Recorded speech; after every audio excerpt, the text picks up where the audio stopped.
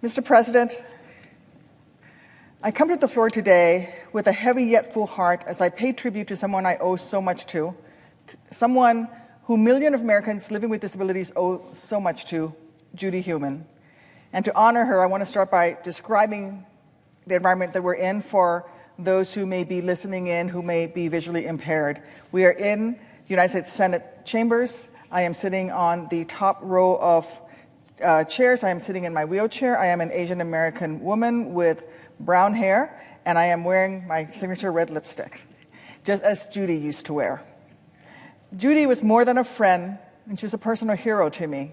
She was someone who devoted her life to expanding disability rights, to making sure that accessibility in this country is not an afterthought, but in fact is the norm.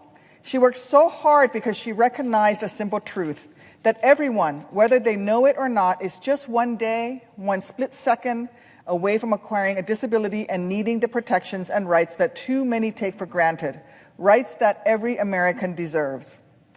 You know, when I earned my disability in 2004, I actually considered myself pretty lucky.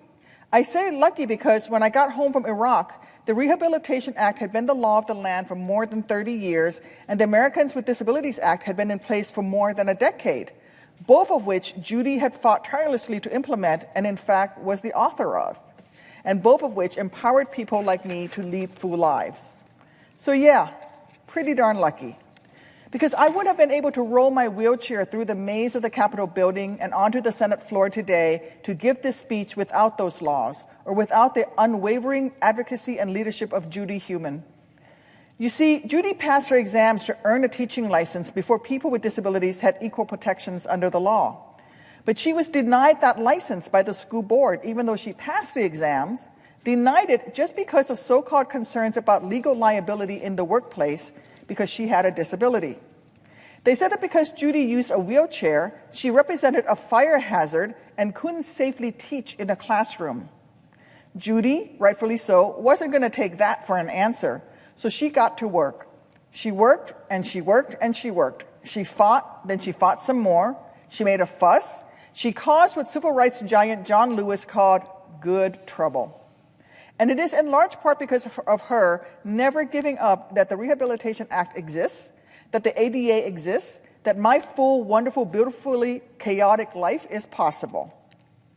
And for that and so much more, I will be forever grateful to Judy Heumann. Judy passed away earlier this month, but what she lived for will live on forever.